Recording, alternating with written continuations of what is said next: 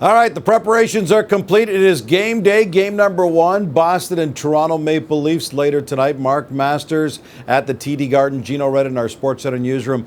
All right, Mark, I'm really curious about the matchups in terms of lines going into game number one. Last year, the Bruins' top line smoked the Leafs. Marchand, Pastrnak, and Bergeron had 30 points in that 7-game series. How do you see the Bruins trying to use the matching? Are they going to go at Tavares or are they going to go at Matthews at that line? Well, it's been a while since the Leafs played in this building, but the last time they were here back in December, it was the Tavares line that got matched up against Patrice Bergeron and company. And I just go back to what Bruce Cassidy, the Boston head coach, said in the playoffs last year. He had such praise for Mitch Marner, who led the Leafs in that series with 9 points. I would expect that Boston is going to at least start with Bergeron's line against the Tavares line and maybe, split up the matchup duties because the Leafs have those two amazing lines and say, you know what, Bergeron will handle Tavares, Zdeno Chara, Charlie McAvoy, you deal with the Auston Matthews line. But I think at least to start, we're probably going to see Bergeron and Tavares. Mitch Marner himself said that that's the matchup he's expecting. So I think he would probably have a good sense of this thing as well. Curious about Nazem Kadri. Last year in game number one, he got suspended, missed the next 3 games. The Bruins won 2 of those 3 games.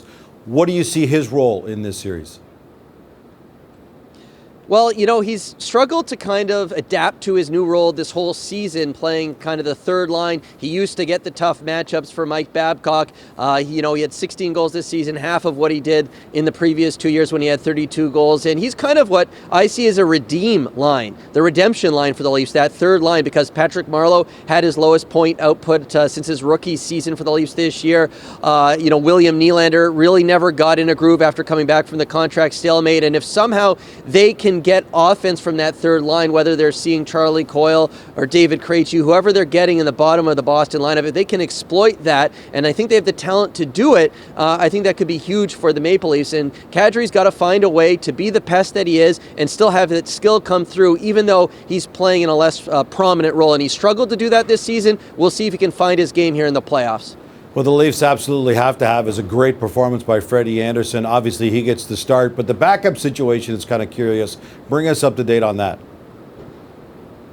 Yeah, here we are hours from puck drop, and we're still not 100% clear on who's going to dress as the backup goalie to Andersen tonight. Michael Hutchinson, we can tell you that his wife has given birth, healthy baby. Everyone's feeling good, but we just don't know if Hutchinson's going to be here in time to dress for this game. If not, of course, it will be Garrett Sparks, who just last Friday was told to get away from the team, go work on his own, get his game back, who may have to dress. And you might say, it's the backup goalie, but Curtis McElhinney was playing in this series by game 2. You just never know last year, so you just never know what's going to happen, and we still don't know who's going to back up Frederik Andersen here tonight. To your point, though, Leaf fans are desperately hoping it doesn't matter who's backing up Freddie Andersen. Ready to go with game number one. Mark Masters, TD Garden, Gino Red at our SportsCenter newsroom.